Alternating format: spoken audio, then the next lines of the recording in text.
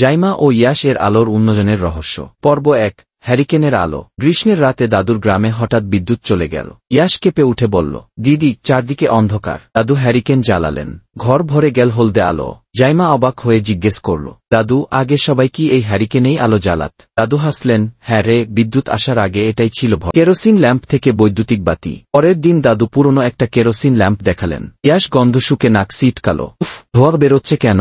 দাদু বললেন, এটাই অসুবিধা ছিল। পরে এল টমাস এডিসনের বৈদ্যুতিক বাতি গি। জাইমার চোখ চকচক করে উঠল। মানে সুইচ টিপলেই আলো? দারুণ, রাস্তার বাতি আর শহরের আলো। একদিন সন্ধ্যায় তারা দাদুর সাথে বাজার গেল। রাস্তার লাইটগুলো একে একে জ্বলে উঠল। ইয়াস চেঁচিয়ে উঠল, ওরে দিদি, রাতেও দিন হয়ে গেল। দাদু বললেন, শহরের উন্নয়নের বড় অংশ হল বিদ্যুৎ আর আলো, সৌর আলো ও ভবিষ্যৎ। দাদুর বাড়ির উঠোনে একটা সৌর বাতি লাগানো। জাইমা জিজ্ঞেস করল, দাদু, এই বাতি দিনে রোদে চার্জ হয়, রাতে জ্বলে, এটা তো একেবারে ম্যাজিক। দাদু হেসে বললেন, এটাই ভবিষ্যতের আলো। আমরা যত বেশি সৌর শক্তি ব্যবহার করব, তুই পরিবেশ ভালো থাকবে।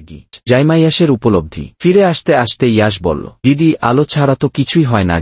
জাইমা মাথা নেড়ে বলল, ঠিক, আলো মানেই উন্নয়ন, পড়াশোনা, খেলাধুলা, নিরাপত্তা, সবকিছুর জন্য। দুজনেই একসাথে চিৎকার করল, আমরাও বড় হয়ে নতুন আলো আবিষ্কার করব।